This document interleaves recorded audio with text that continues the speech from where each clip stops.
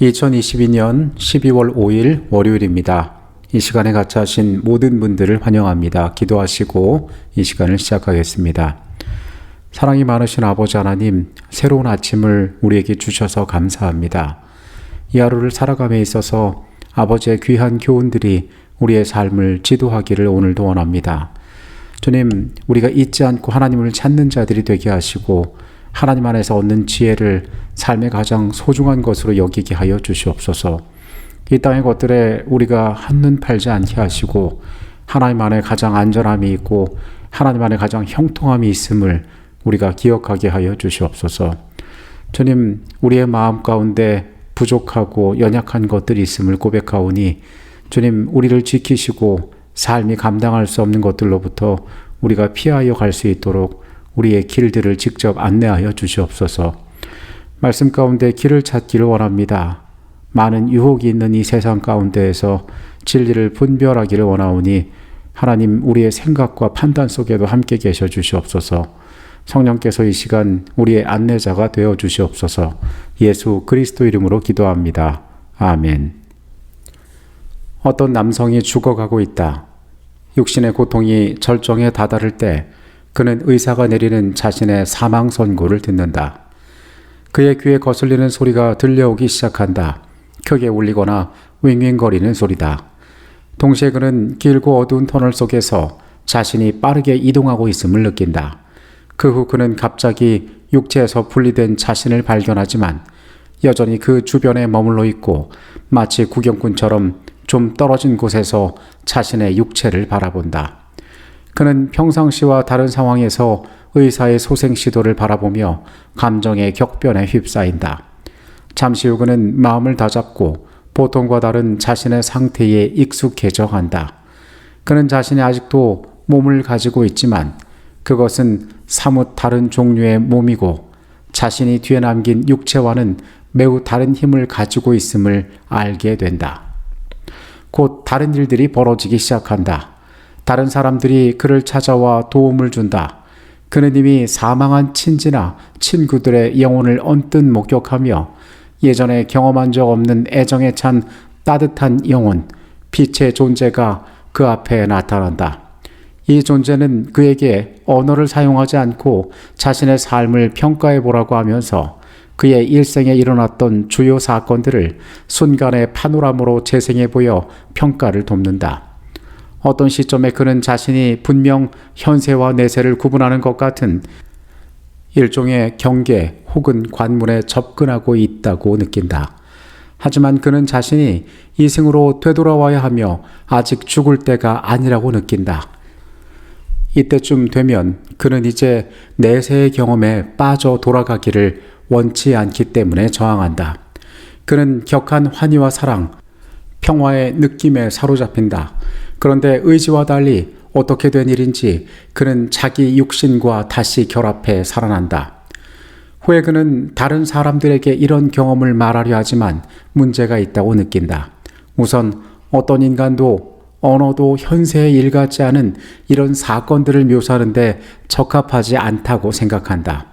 또 그는 사람들의 비웃음을 산다는 것을 알고 다른 이들에게 더 이상 말하지 않는다. 하지만 여전히 그 경험은 그의 삶, 그리고 특히 죽음과 삶 간의 관계에 대한 자신의 관점에 심대한 영향을 미친다.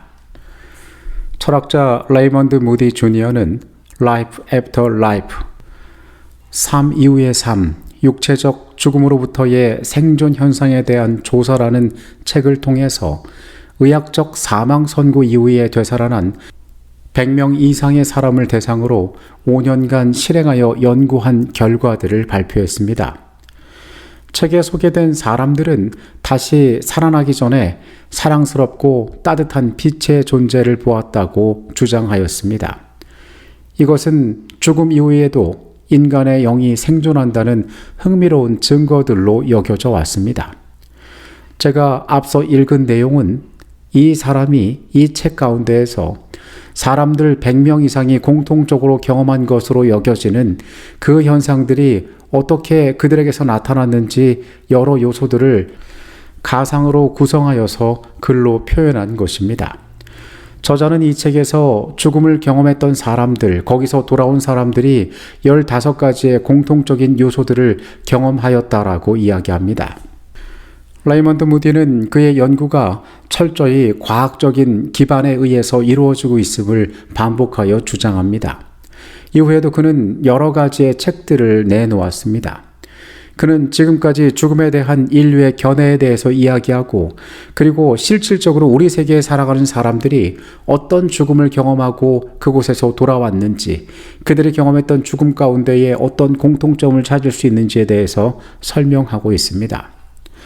오늘날 현대에서 영혼불멸에 대해서 이야기할 때, 이 영혼불멸의 증거를 잡고자 할 때에 가장 인기 있게 적용되는 것이 바로 임사체험입니다. 죽음을 경험한, 거의 죽음에 다다랐던 사람들의 경험을 사람들이 이야기하고 거기에 귀를 기울이는 것입니다. 오늘 우리는 세상에서 빈번하게 일어나고 있고, 많은 사람들의 주목은 물론 그들의 미래의 세계에 대한, 즉 죽음 이후의 삶에 대한 세계관에 영향을 미치고 있는 이 사건이 어떠한 의미를 가지고 있는지를 함께 살펴보도록 하겠습니다. 오늘의 주제는 임사체험입니다. 성경에는 여러 곳에서 죽음을 경험하고 다시 살아난 사람들의 이야기가 나와 있습니다. 열왕기상 17장에는 사르밧 과부와 엘리야의 이야기가 나와 있습니다. 가뭄에서 기적적으로 구원함을 얻은 그 가정에 아들이 죽었을 때에 여인이 절망 가운데 부르짖는 소리를 들으시고 하나님께서는 선지자를 통하여 그의 아들에게 다시 생명을 허락하십니다. 열왕기하의 이야기 가운데에서도 이와 유사한 이야기가 있습니다.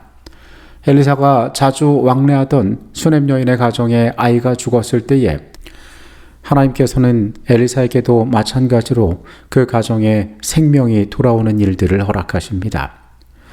마가복음 5장에서는 예수님께서 회당장의 딸을 살리시는 사건이 나옵니다. 12살 된 소녀가 죽었다가 다시 살아나서 돌아다녀서 사람들이 놀라는 사건이 성경에는 나와 있습니다. 요한복음 11장에는 우리가 잘 아는 부활의 사건인 나사로의 이야기가 나옵니다. 죽은 지 꽤 시간이 지났던 그때 예수께서 그들의 마을에 도착하시고 모두가 기대하지 않았던, 이미 그 소망이 끝났다고 생각하던 그때에 예수께서 나사로를 살리시는 일이 성경에 나타납니다.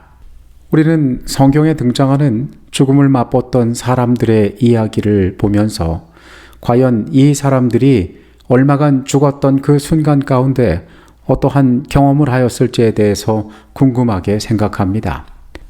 특별히 성경 가운데 무덤에 있었던 기간이 언급되어져 있는 나사로의 경우는 과연 그 시간 동안에 어떤 상태에 있었는지 아마도 수많은 사람들이 그에게 물어보았을 것입니다.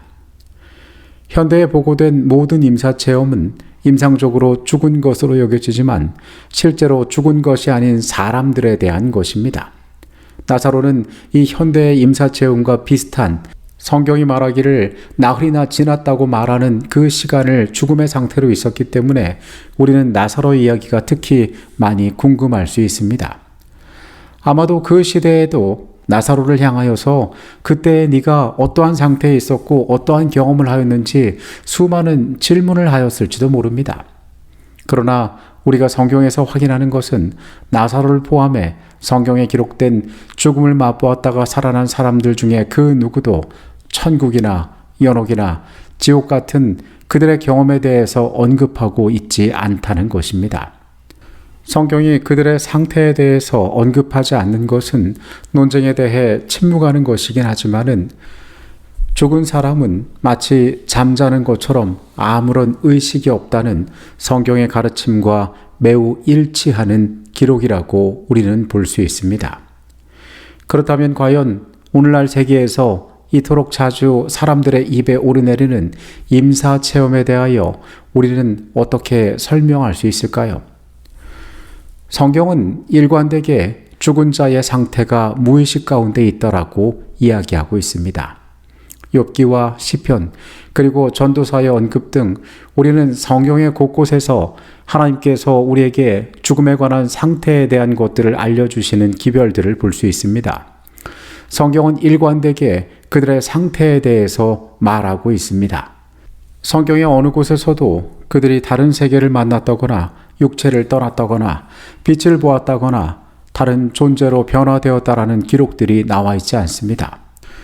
우리의 세계에서 이런 세상의 말들이 가장 의미 있는 것들로 받아들여지는 중요한 이유는 아마도 극단적인 조건에서 일어난 자연적인 정신화학적 환각 혹은 사탄이 배후에 있는 초자연적인 하나의 속임수로 해석할 수 있을 것입니다. 여러분이 어릴 때 경험했던 일들을 내가 이러했다라고 믿고 있다가 과거에 있던 장소로 돌아가서 그때 경험을 함께 했던 사람들과 만나서 그때의 경험들을 재구성해 볼 때 내 기억들이 정확하지 않다는 사실을 종종 확인해 볼 수 있을 것입니다. 인간의 기억력은 대단히 제한적이고 완벽하지 않아서 우리는 완벽한 지력을 가지고 있지 못합니다. 임사체험에 대해서 그 사람들이 환각을 경험하고 온전한 기억을 가지고 있지 못할 가능성에 대해서는 많은 사람들이 지적하고 있는 바입니다. 우리가 간과하지 말아야 할 이러한 것들에 대한 또 한 가지 중요한 부분은 사탄의 속임수가 이 일 가운데 개입하고 있다는 사실입니다. 사탄은 우리가 영원한 것을 향하여 나아가는 여정 가운데 할 수 있으면 우리를 미혹하고 실패하게 하려고 애쓰고 있기 때문에 그렇습니다. 임사체험을 한 사람들이 죽은 친척과 이야기했다. 내가 만났던 사람이 있다라고 주장하는 여러 가지 경험들을 보면은 사탄의 속임수가 그 가운데 작용하고 있음이 분명해 보입니다. 이런 속임수가 널리 퍼지고 많은 사람을 미혹한다 할지라도 설령 우리 자신이나 가까운 사람들이 성경이 가르치는 것과 배치되는 어떠한 경험을 하였다라고 주장하더라도 하나님의 말씀을 우리는 확실히 기억하고 그 말씀 위에 온전히 서는 일들이 필요할 것입니다. 우리가 살아가는 세상은 도전받는 시대입니다. 특별히 진리는 조금의 오류가 섞여질 때에 그 모든 내용이 달라질 수 있기 때문에 사단은 어떻게 해서든지 우리를 실패하게 하려고 작은 틈을 만들려고 애쓰고 있습니다. 죽음의 문제는 우리의 구원에 있어서 대단히 중요한 문제입니다. 인간의 호기심을 이용하고 때로는 사람들 사이에 마음의 흔들림을 이용해서 이러한 틈을 파고드는 이 위험들에 대하여 우리는 분명히 경계할 필요가 있습니다. 살아남는 이들 398페이지의 내용입니다. 위기의 때에 버틸 수 있는 사람들은 인간의 본질과 죽은 자의 상태에 관한 성경의 증거를 이해하여야 한다.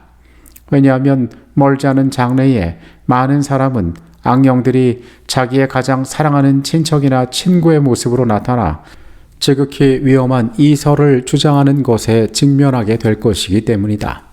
그러나 우리는 죽은 자는 아무것도 알지 못한다는 성경의 진리를 믿고 거기에 나타난 것은 마귀의 영이라는 것을 깨닫고 대처해야 한다. 이스라엘의 왕이었던 사울은 그의 죽음을 앞둔 운명의 밤에 그가 무당을 찾아가서 선지자 사무엘을 만나려고 시도합니다. 그는 자신이 선지자 사무엘을 만났다라고 생각하였지만 사실 그를 마주했던 것은 악령의 존재였습니다. 사단은 그를 절망케 하고 그를 실패하게 만들었습니다. 오늘 우리의 시대에도 이와 비슷한 위험들이 우리에게 다가올 수 있음을 우리는 기억할 필요가 있습니다. 우리가 먼저 기억해야 하는 것은 하나님의 말씀이 이야기하고 있는 것입니다. 성경이 말하고 있는 진리가 우리의 마음 가운데 확고하게 자리 잡을 때 우리는 실패하지 않는 삶을 살아갈 수 있습니다. 위험한 세계 가운데 하나님의 말씀이 우리의 삶의 중요한 가치들로 있게 되기를 간절히 바랍니다. 그래서 그 어떠한 유혹의 환경 가운데에서도 우리가 넘어지지 않는 삶을 살아가게 되기를 바라겠습니다. 기도하시겠습니다. 주님, 많은 것들이 우리를 유혹하는 시대에 살고 있습니다. 여기에 이런 경험이 있었고 여기에 이런 연구가 있었고 통계적으로 따져보니 이러한 일들이 사실로 벌어지고 있다고 주장하는 그들의 말들에 우리가 현혹되기 쉬운 세상에 살고 있습니다. 그러나 주님, 이 땅의 모든 것보다 말씀에 귀 기울이는 주의 백성 되게 하여 주시옵소서. 죽은 자는 아무것도 모른다라 말씀하신 하나님의 말씀이 우리의 삶의 원칙이 되게 하여 주시옵소서. 우리의 연약한 곳을 파고드는 사단의 노력을 아십니다. 주님, 우리의 마음과 생각을 지키셔서 이 위험한 세상 가운데 하나님의 백성들이 실패하지 않을 수 있도록 주님, 우리 곁에 함께 계셔 주시옵소서. 이 시간에 같이 계셨음에 감사드립니다. 예수 그리스도 이름으로 기도합니다. 아멘.